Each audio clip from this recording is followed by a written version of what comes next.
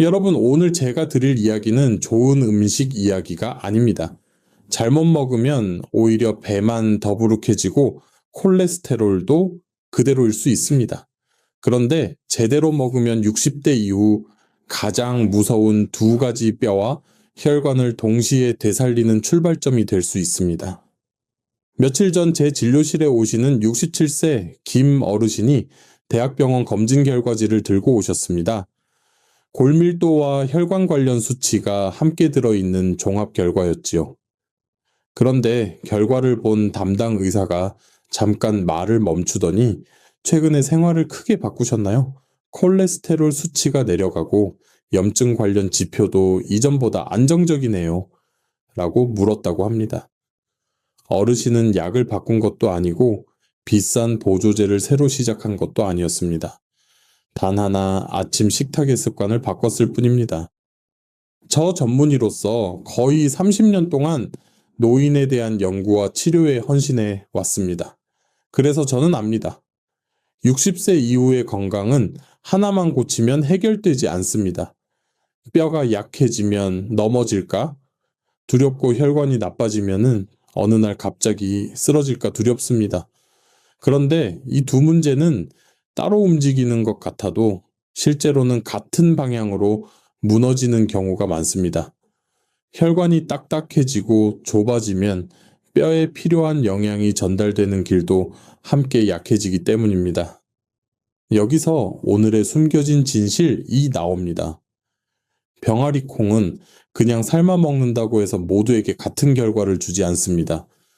어떤 분들은 콩이 몸에 좋대 하고 한 번에 많이 드시다가 가스가 차고 속이 불편해져서 포기합니다. 또 어떤 분들은 소금이 많은 가공 스낵으로 드시고는 효과 없네 라고 단정합니다. 그러나 방식이 바뀌면 이야기도 바뀝니다. 실제로 12주 동안 매일 콩을 일정량 섭취한 그룹에서 총 콜레스테롤이 의미 있게 감소했다는 보고도 있었지요. 이런 근거는 저희가 희망을 말할 때 과장 대신 방향을 잡아줍니다. 그래서 오늘 저는 딱 한 가지를 약속드립니다. 병아리 콩을 뼈를 위한 방법, 혈관을 위한 방법으로 나눠서 어르신들이 따라하기 쉬운 식탁 언어로 설명해 드리겠습니다. 그리고 가장 중요한 것, 병아리 콩을 무엇과 함께 드셔야 속이 편안하면서도 효과가 살아나는지 제가 임상에서 자주 권하는 조합으로 풀어드릴 겁니다. 시작하기 전에 댓글로 한 번만 알려주실래요? 지금 여러분은 한국의 어느 지역 혹은 해외 어디에 계신가요? 그리고 그곳은 지금 몇 시인가요? 저는 이 영상이 끝나고도 여러분의 오늘 밤과 내일 아침 식탁까지 함께하고 싶습니다. 자, 이제부터 본론으로 들어가겠습니다. 왜 어떤 분은 콩을 먹고도 달라지지 않고 어떤 분은 의사까지 놀라게 되는 변화를 만드는지 그 갈림길을 정확히 짚어드리겠습니다. 소름 끼치는 진실. 뼈와 혈관이 동시에 붕괴된다. 대부분의 60대 이후 골절은 칼슘이 부족해서가 아닙니다. 이미 그 전에 혈관이 먼저 망가졌기 때문입니다. 이 문장을 처음 들으면 마음이 철렁 내려앉으실 겁니다. 하지만 저는 이 말을 거의 매주 진료실에서 아주 냉정한 현실로 확인하고 있습니다. 많은 어르신들이 나는 칼슘을 꾸준히 먹었는데 왜 뼈가 부러졌을까요? 라고 묻습니다. 그 질문 속에는 억울함과 두려움이 함께 담겨 있습니다. 60세를 넘기면 두 가지 공포가 그림자처럼 따라다닙니다. 하나는 소리 없이 진행되는 골다공증입니다. 통증도 경고도 없다가 어느 날 가볍게 미끄러졌을 뿐인데 엉덩이 뼈가 부러집니다. 다른 하나는 조용히 진행되는 동맥경화입니다. 숨이 조금 차고 다리가 잘 붓고 어지럼한 정도로 시작되지만 어느 순간 뇌졸중이나 심근경색으로 모습을 드러냅니다. 문제는 이 두 가지가 따로 움직이지 않는다는 데 있습니다. 저는 이것을 같은 시간표를 가진 붕괴라고 부릅니다. 현실은 참으로 안타깝습니다. 많은 어르신들이 수년간 칼슘제를 드십니다. 우유도 챙기고 뼈에 좋다는 영양제도 빠뜨리지 않습니다. 그런데도 골밀도는 생각만큼 오르지 않습니다. 이유가 무엇일까요? 칼슘이 부족해서가 아닙니다. 칼슘이 뼈까지 도달하지 못하기 때문입니다. 그 길 바로 혈관이 이미 염증으로 좁아지고 기름때처럼 쌓인 콜레스테롤로 막혀 있기 때문입니다. 아무리 좋은 재료를 실어 보내도 길이 막혀 있으면 목적지에 도착할 수 없습니다. 이 이야기를 들으면 제가 몇 년 전 이탈리아에서 만난 72세 마리아 여사가 떠오릅니다. 토스카나 지역에 사시던 분이었는데 10년 넘게 칼슘 보충제를 빠짐없이 드셨습니다. 햇볕도 잘 쬐고 산책도 꾸준히 하셨지요.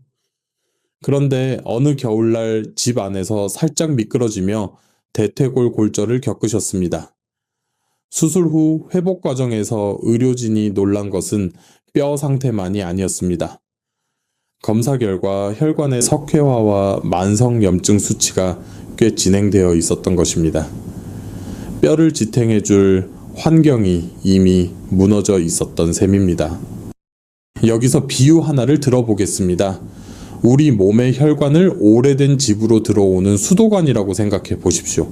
그리고 뼈는 그 물로 유지되는 집의 기둥과 벽입니다. 수도관이 녹슬고 기름때와 찌꺼기로 막혀 있다면 어떻게 될까요? 아무리 깨끗한 물, 즉 칼슘과 단백질을 보내도 집 안으로 제대로 들어오지 못합니다. 결국 집은 점점 약해지고 작은 충격에도 무너지기 쉬운 상태가 됩니다. 이것이 바로 많은 어르신들이 겪는 현실입니다. 실제로 여러 역학 연구에서 혈관 건강이 나쁜 노년층일수록 골절 위험이 높다는 연관성이 반복해서 보고되고 있습니다. 혈관 내 염증은 뼈를 만드는 세포의 활동을 방해하고 동시에 뼈를 파괴하는 신호를 강하게 만듭니다. 그러니 칼슘만 보충하는 전략은 밑 빠진 독에 물을 붓는 것과 다르지 않습니다. 그래서 저는 진료실에서 늘 같은 순서로 설명드립니다. 뼈를 살리고 싶다면 먼저 혈관을 살려야 합니다. 혈관이 부드럽게 열려 있어야 영양이 흐르고 그래야 뼈도 반응합니다. 이 순서를 바꾸면 노력은 배로 들고 결과는 반으로 줄어듭니다. 어르신들이 가장 억울해지는 지점이 바로 여기입니다. 지금 이 이야기를 들으며 마음 한켠이 무거워지셨을지도 모르겠습니다. 하지만 절망하실 필요는 없습니다. 이유를 알았다는 것은 방향을 바꿀 수 있다는 뜻이기 때문입니다. 혈관과 뼈를 동시에 생각하는 식탁, 그 출발점에 우리가 이미 알고 있는 아주 평범한 식재료가 있습니다. 그리고 이제 그 재료의 이야기를 시작할 시간입니다. 그리고 여기서부터 병아리 콩이 등장합니다. 다만 여러분이 지금까지 먹어온 방식과는 전혀 다른 모습으로 말입니다. 뼈를 튼튼하게 하고 혈관을 깨끗하게 하는 세 가지 황금 조합. 이제부터가 오늘 이야기의 핵심입니다. 많은 분들이 병아리 콩이 좋다는 말은 이미 들으셨을 겁니다. 하지만 제가 진료실에서 수없이 확인한 사실은 하나입니다. 병아리 콩은 혼자서는 절대 완전한 역할을 하지 못합니다. 뼈도 혈관도 장도 각각 필요한 짝이 있습니다. 이 궁합을 맞추지 않으면 아무리 좋은 콩도 반쪽짜리 효과에 그치고 맙니다. 먼저 오늘 이야기의 중심 음식은 분명히 말씀드리겠습니다. 잘 불리고 충분히 익힌 병아리 콩입니다. 이 병아리 콩을 기준으로 지금부터 세 가지 방향으로 나눠 설명드리겠습니다. 첫 번째는 뼈를 위한 조합입니다. 나이가 들수록 뼈가 약해지는 가장 큰 이유는 단순히 칼슘 섭취가 부족해서가 아닙니다. 칼슘은 벽돌에 불과합니다.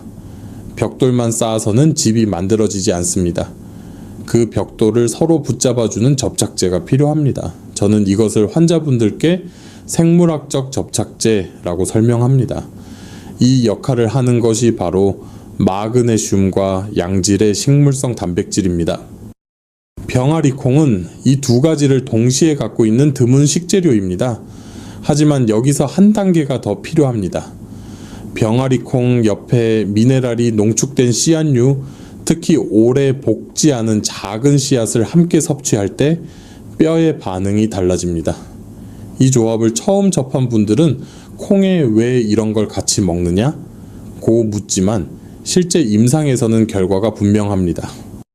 이탈리아 북부 밀라노 근교에 사는 74세 로사 할머니의 사례가 떠오릅니다. 이분은 8년 넘게 골다공증 진단을 받고 약과 보충제를 병행하고 있었습니다. 큰 변화는 없었지요. 현지 영양상담 과정에서 병아리콩을 기본으로 한 식단에 씨앗류를 소량 곁들이는 방식을 4개월간 유지했습니다. 이후 검사에서 골밀도 수치가 극적으로 상승했다고 말할 수는 없지만 분명한 개선 추세가 관찰되었습니다. 무엇보다 중요한 것은 더 이상 수치가 떨어지지 않았다는 점이었습니다. 노년기에서는 이것만으로도 매우 의미 있는 결과입니다. 유럽 골대사 관련 학술지에서도 비슷한 내용을 보고합니다. 칼슘 섭취량이 같더라도 마그네슘 섭취가 충분한 그룹에서 골절 위험이 낮았습니다. 즉, 병아리콩과 미네랄 씨앗의 조합은 뼈를 붙잡아주는 구조를 만드는 데 도움을 줍니다. 이것이 첫 번째 황금 조합입니다. 뼈를 위해서는 병아리콩을 반드시 이런 방식으로 생각하셔야 합니다. 이제 두 번째입니다. 혈관을 위한 조합입니다. 여기서도 기준은 같습니다. 삶은 병아리콩입니다. 그런데 혈관 문제를 가진 분들이 병아리콩을 먹고도 별 느낌이 없다고 말하는 이유는 흡수 단계에서 막히기 때문입니다. 병아리콩에는 철분과 폴리페놀 수용성 식이섬유가 풍부합니다. 하지만 이 성분들이 혈관 내에서 제대로 작동하려면 한 가지 조건이 필요합니다. 바로 비타민C 환경입니다. 저는 이 부분을 혈관 문을 여는 열쇠라고 설명합니다. 비타민C가 부족하면 병아리콩의 좋은 성분은 반쯤 잠긴 문 앞에서 멈춰버립니다. 그래서 병아리콩을 드실 때는 반드시 신선한 녹색 채소나 비타민C가 풍부한 채소와 함께 드셔야 합니다. 이 조합이 중요한 이유는 단순한 흡수 문제가 아닙니다. 비타민C는 혈관 내피세포의 염증을 낮추는데 직접적인 역할을 합니다. 내피세포가 편안해져야 혈압도 부드럽게 반응합니다. 실제로 한국영양학회지에 실린 한 연구에서는 식물성 단백질과 비타민C를 함께 섭취한 노년층에서 수축기 혈압이 유의미하게 감소하는 경향을 보였습니다. 이것은 약이 아니라 식탁의 변화로 얻은 결과였습니다. 제가 강조하고 싶은 점은 바로 이것입니다. 병아리콩은 혈관을 청소하는 것이 아니라 혈관이 스스로 회복할 환경을 만들어준다는 점입니다. 세 번째 조합은 가장 많은 분들이 놓치는 부분입니다. 바로 장입니다. 저는 늘 말씀드립니다. 장이 무너지면 뼈도 혈관도 다시 무너진다고요. 병아리콩은 장을 살릴 수 있는 강력한 도구이지만 동시에 장을 힘들게 할 수도 있는 식재료입니다. 이 차이는 아주 작은 선택에서 갈립니다.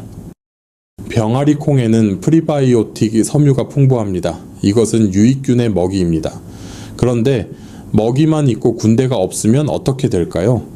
장 속 환경은 오히려 혼란스러워집니다. 그래서 병아리콩은 반드시 발효식품과 함께 가야 합니다. 이 조합이 완성되면 장 속 염증 반응이 눈에 띄게 달라집니다. 일본과 한국에서 진행된 장내 미생물 연구에서도 콩류와 발효 유제품을 함께 섭취한 그룹에서 염증 마커가 감소하고 미네랄 흡수율이 증가한 결과가 보고되었습니다. 이것은 곧 뼈와 혈관의 환경이 함께 좋아진다는 뜻입니다. 여기까지 들으시면서 아마 마음속으로 이런 질문이 떠오르셨을 겁니다. 나는 세 가지 중 어떤 조합이 가장 필요할까? 뼈가 걱정되시는 분도 있고 혈압이 더 무서운 분도 있고 배가 늘 불편한 분도 계실 겁니다. 그것이 정상입니다. 중요한 것은 병아리 콩이라는 중심을 놓치지 않는 것입니다. 하지만 여기서 아주 중요한 경고를 하나 드려야 합니다. 이 세 가지 황금 조합은 단 한 가지 실수로도 모두 무너질 수 있습니다. 불리는 과정 익히는 정도 먹는 양 보관 상태 중 하나만 어긋나고 약이 아니라 독이 됩니다. 그래서 다음으로는 여러분이 가장 자주 범하는 치명적인 실수들에 대해 정확히 짚어보겠습니다. 이것을 모르고는 지금까지의 모든 이야기가 무의미해질 수 있습니다. 과학적 설명 병아리 콩을 먹을 때 저지르는 4가지 실수. 지금부터 말씀드릴 내용은 어쩌면 오늘 영상에서 가장 중요하고도 가장 위험한 부분일 수 있습니다. 왜냐하면 많은 분들이 병아리 콩을 건강식이라고 믿고 먹으면서 실제로는 매일같이 몸을 서서히 괴롭히고 있기 때문입니다. 저는 진료실에서 콩을 먹고 더부룩해졌다, 가스가 차서 잠을 못 잤다, 오히려 수치가 안 좋아졌다는 이야기를 수없이 들었습니다. 그 원인은 거의 예외 없이 같은 4가지 실수로 모아집니다. 첫 번째 실수는 병아리 콩을 충분히 불리지 않는 것입니다. 이 실수는 너무 흔해서 많은 분들이 실수라고조차 생각하지 않습니다. 시간이 없어서 몇 시간만 불렸다, 어차피 끓일 건데 괜찮겠지? 라는 말 정말 많이 듣습니다. 하지만 이것은 선택이 아니라 필수 과정입니다. 병아리 콩은 겉껍질이 단단한 콩입니다. 충분히 불리지 않으면 콩 속에 남아있는 렙틴과 사포닌 같은 한경양 성분이 문제를 일으킵니다. 이 성분들은 장 점막을 자극하고 미네랄 흡수를 방해합니다. 즉 뼈를 위해 먹는 콩이 오히려 칼슘과 철분이 흡수되는 것을 막는 역설적인 상황이 생깁니다. 특히 60세 이후에는 장벽이 약해지기 때문에 이런 자극에 훨씬 민감하게 반응합니다. 서울에 사는 69세 박모 어르신의 사례가 있습니다. 혈관에 좋다는 말을 듣고 병아리 콩을 드시기 시작했지만 매번 배가 부풀고 화장실을 들라 걸렸습니다. 알고 보니 3-4시간만 불려 바로 끓여 드셨던 것입니다. 불리는 시간을 하룻밤으로 늘리고 냉장 보관하며 불리도록 바꾼 뒤에야 증상이 사라졌습니다. 이 첫 번째 실수만 바로잡아도 병아리 콩에 대한 인상이 완전히 달라집니다. 두 번째 실수는 너무 많이 먹는 것입니다. 이것은 특히 건강에 관심이 많은 어르신들에게서 자주 보입니다. 몸에 좋다니까 많이 먹을수록 좋겠지 라는 생각입니다. 하지만 병아리 콩은 단백질과 식이섬유가 매우 풍부한 식품입니다. 젊은 사람에게는 장점이지만 노년기는 부담이 될 수 있습니다. 단백질을 과도하게 섭취하면 신장이 이를 처리하기 위해 더 많은 일을 해야 합니다. 60세 이후에는 신장 기능이 자연스럽게 감소합니다. 여기에 과도한 단백질이 더해지면 피로감 부종 심하면 수치 악화로 이어질 수 있습니다. 또한 식이섬유를 한꺼번에 많이 섭취하면 장내가스가 급격히 증가합니다. 부산에 거주하는 71세 최모 어르신은 매 끼니마다 병아리 콩을 밥처럼 드셨습니다. 처음에는 포만감이 좋아 만족하셨지만 몇 주 후부터는 배가 항상 더부룩하고 밤에 잠을 설치였습니다. 양을 하루 한 줌 정도로 줄이자 오히려 몸이 가벼워졌다고 말씀하셨습니다. 병아리 콩은 약이 아닙니다. 정해진 양을 지킬 때 비로소 약이 됩니다. 세 번째 실수는 보관을 잘못하는 것입니다. 이 실수는 가장 조용하지만 가장 치명적일 수 있습니다. 병아리 콩을 대량으로 사서 습한 부엌 한쪽에 두는 경우가 많습니다. 겉으로는 멀쩡해 보여도 곰팡이, 독소는 눈에 보이지 않습니다. 특히 아플라톡신 같은 독소는 간에 매우 치명적입니다. 경기도의 한 68세 여성 환자는 오래 보관한 병아리 콩을 드신 뒤 간 수치가 급격히 상승해 병원 치료를 받았습니다. 냄새가 약간 이상했지만 씻으면 괜찮겠지라고 생각하셨다고 합니다. 콩류는 반드시 건조하고 서늘한 곳에 가능하면 밀폐 용기에 보관해야 합니다.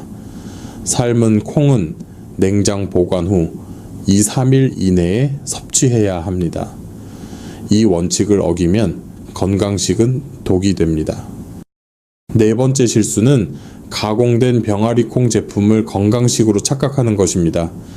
시중에 나와 있는 병아리 콩, 스낵칩, 튀김 제품들은 대부분 소금과 기름이 과도하게 들어 있습니다. 콩으로 만들었으니 괜찮겠지라는 생각은 매우 위험합니다. 이런 제품들은 혈압과 혈관 건강에 오히려 악영향을 줍니다. 서울에 사는 66세 송모 어르신은 병아리 콩 칩을 간식으로 매일 드셨습니다. 한 달 뒤 혈압이 급격히 올라 응급실을 찾았습니다. 성분을 확인해 보니 나트륨 함량이 일반 과자보다 더 높았습니다. 병아리 콩은 원형 그대로 단순한 조리 방식으로 먹을 때만 의미가 있습니다. 자, 이렇게 네 가지 실수를 모두 살펴보셨습니다. 혹시 이 중에 나도 해당되는 게 있다고 느끼셨나요? 괜찮습니다. 지금 알게 되신 것이 가장 중요합니다. 그렇다면 이제 다음 질문이 남습니다. 어떻게 먹어야 병아리 콩이 짐이 아니라 약이 될 수 있을까요? 바로 그 답을 다음 부분에서 아주 구체적으로 알려드리겠습니다. 병아리 콩을 약으로 바꾸는 5가지 올바른 섭취 방법, 이제부터는 이론이 아니라 실제로 여러분의 식탁에서 바로 적용해야 할 이야기입니다. 저는 진료실에서 늘 이렇게 말씀드립니다. 좋은 음식은 많이 아는 것이 아니라 제대로 먹는 사람이 이깁니다. 병아리 콩도 마찬가지입니다. 지금부터 알려드리는 5단계만 지키시면 병아리 콩은 여러분의 몸에 부담이 아닌 분명한 도움이 됩니다. 첫 번째 단계는 불리는 과정입니다. 이것은 선택이 아니라 절대적인 기본입니다. 병아리 콩은 겉껍질이 두껍고 단단해서 물이 속까지 스며드는데 시간이 오래 걸립니다. 최소 8시간 가능하다면 실 12시간은 불려야 합니다.